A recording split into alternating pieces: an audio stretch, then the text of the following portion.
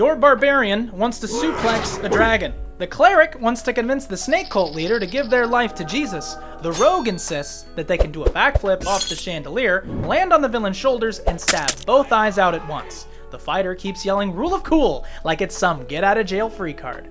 The question is, do we let him roll for it? Today, we're tackling one of the most misunderstood ideas in tabletop RPGs, the Rule of Cool. For some people, it means anything goes, as long as it's awesome. For others, it's a fast track to chaos. But the real secret is learning how to balance badass moments with something called verisimilitude, keeping it real enough to be believable.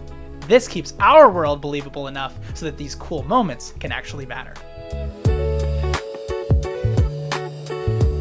I'm Jaden. I've been playing tabletop RPGs like D&D for 13 years, and I've wrestled with this at plenty of tables. I've let players pull stunts that made everyone cheer, and I've also let things slide that broke the tone of my whole campaign. I learned this the hard way. Rule of Cool is not a free pass. It's a tool, and today I'm going to show you how to use it without breaking immersion.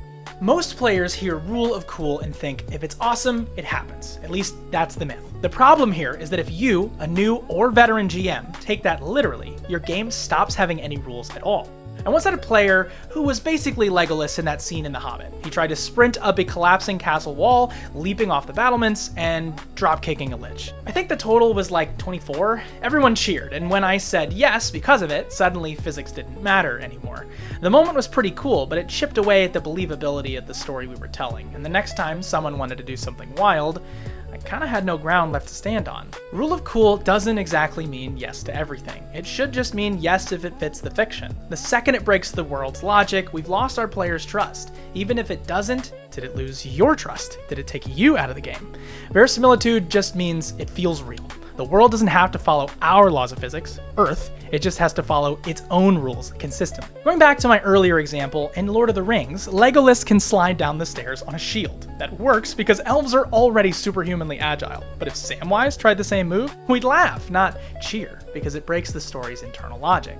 Alright, so we're playing our games at the table. We have to ask a couple of questions before we say yes to anything. Does it feel like it could happen in the world? Does it feel like it could happen for the character? And lastly, does it feel like it could happen for this moment? If you get 3 yeses, let it ride. If no, pull it back. I believe that this is going to keep the cool moments from turning into cartoons.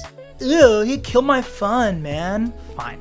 Did I say in my last video that we should let our players tell our story with us? Yes, I did.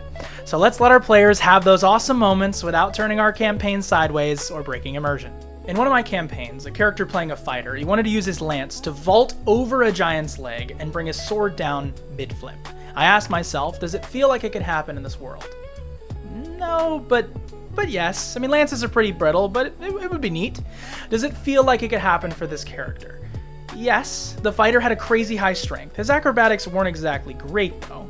Did it feel like it could happen for this moment? Well, yes and no. This moment was basically just a random encounter, so I said yes. But I did make him roll in acrobatics, DC 18. If he succeeded, the crowd would go wild. If he failed, the giant would swat him down like a fly. Now, the stunt had stakes. Even if it was crazy, I at least made it feel like a game, and the world, well, it didn't feel grounded. I regret letting him do that one. But you know what I don't regret? Buying a shirt from roll2one.shop. Every purchase helps us make more videos just like this one to help with your home games. Nobody's perfect. I guess the lesson here is when a player proposes something wild, don't just default to yes or no. Check verisimilitude. Could this happen here? If it's a yes, attach a risk and consequence. That way, the stunt is cool because it could fail, not just because it's neat. However, I really should say that sometimes the rule of cool isn't cool at all, and it actually undercuts the story. And the rules if you care about that sort of thing. I once let a wizard do an anime-style beam clash with a small goblin necromancer, complete with mid-air explosions. It was awesome. It was like Harry Potter, until I realized that everyone else in the campaign was feeling really small. I didn't stop and think if it made sense for the world or even the player before I asked if it was right in the moment. My advice, save the truly insane stunts for the big BBEGs and final battles. If every fight is over the top, none of them are going to feel special. Rule of cool should be seasoning, not the whole meal. So how do we know when to lean in and when to veto? I don't know. Only you know. If your world is Dragon Ball Z, rule of cool all day. If your world is Game of Thrones, but the sorcerer wants to yell, "I am the great Kablamo," before every single fireball, maybe that's a conversation to have with your player. I mean, it's cool, sure, but not for the world. Rule of cool works when it adds, not when it breaks tone. Rule of Cool is not about throwing out the rules, it's about knowing when to bend them. Verisimilitude is the anchor, and it keeps our world cohesive so that when something truly badass happens, it actually means something. Otherwise, it's just noise. What's the wildest Rule of Cool moment that you've ever seen at your table? And did it work? Did it flop? Drop it below. I'd love to read through them.